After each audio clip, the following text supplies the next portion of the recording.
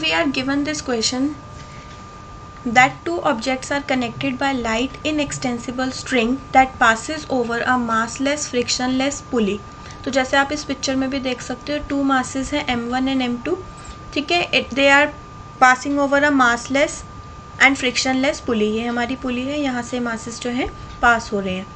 एक मास जो है which is vertically hung and the second mass is on the incline, और ये जो इंक्लाइन है इसकी स्लोप दे रखी है 40 degrees. Also we are provided कि ये जो सेकेंड मास है, जो हंग मास है, इसका मास है 14.2 kilogram. We need to find out the mass of this first block जो कि इंक्लाइन के ऊपर है. सो in order to move further, first of all we will check the free body diagram or we'll draw the free body diagram of this picture. अब अगर आप देखोगे M2 block के ऊपर टू फोर्सेस एक्ट कर रही हैं. First force is the force due to the gravity, ठीक है, या हम कह सकते हैं वेट ऑफ द ऑब्जेक्ट जो है हमारा. तो ये डाउनवर्ड एक्ट करेगा M2G, और स्ट्रिंग में टेंशन भी क्रिएट होगी. That tension we call T2, ठीक है. सिमिलरली हम इस बॉक्स के ऊपर आते हैं M1. अब M1 के केस में ये इंक्लाइन के ऊपर है, तो इसका जो डाउनवर्ड फोर्स होगा, वेट जो इसका वेट होगा ग्रेविटी की वजह से, वो वर्टिकली डाउनवर्ड लगेगा विच इज़ M1G. लेकिन यहाँ पर अगर हम नॉर्मल ड्रॉ करें, this is the normal of this surface, ठीक है. अब इससे जो है यहाँ पर जो एंगल बनेगा, this angle will be same as the angle of this slope which is the angle theta which is 40 degree.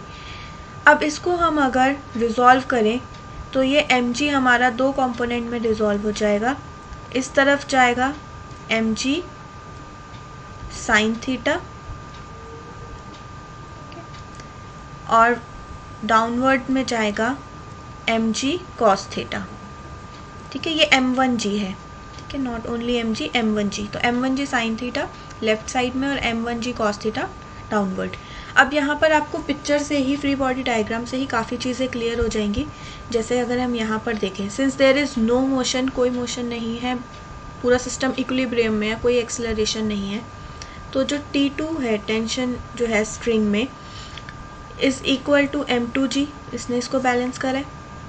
इसी तरह से आप देखोगे यहाँ पे इस बॉक्स में अपवर्ड कोई मोशन नहीं है, अप एंड डाउन में, तो ये जो n है, नॉर्मल फोर्स जो है, is equal to M1G cos theta. So n is equal to M1G cos theta. और इसी तरह से यहाँ पर भी स्ट्रिंग में टेंशन होगी जिसका नाम हम T1 देंगे, जो कि टुवर्ड्स द पुली होगा. अब ये दोनों भी फोर्सेस आपस में बैलेंस करेंगी, क्योंकि बॉक्स हमारा स्लाइड नहीं कर रहा है, ना ऊपर की तरफ ना नीचे की तरफ, कोई एक्सेलरेशन नहीं है, तो ये दोनों फोर्सेस भी आपस में इक्वल हैं.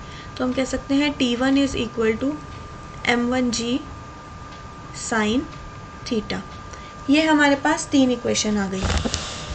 अब see the pulley is massless frictionless. Pulley का कोई मास नहीं है, फ्रिक्शनलेस है, ठीक है, ईजिली स्ट्रिंग मूव कर पा रही है यहाँ पर.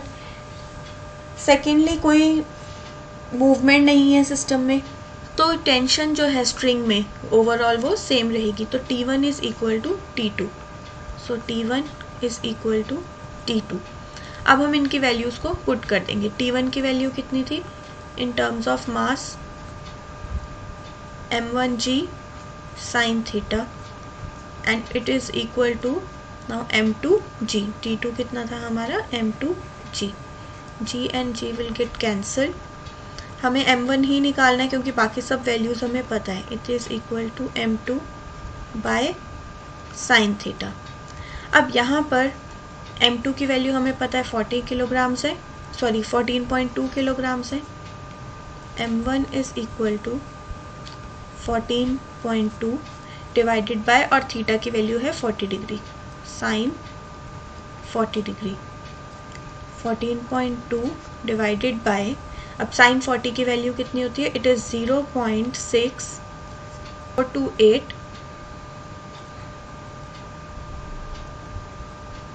और इसको जब हम सॉल्व करेंगे तो हमारे पास आंसर निकल जाएगा M1 is equal to 22.73 kilograms, which is the mass of the first block जो कि हमें निकालना था. ठीक है, so we need to find out the mass m1, what is the mass of the object on the slope. तो m1 का मास कितना हो जाएगा 22.73।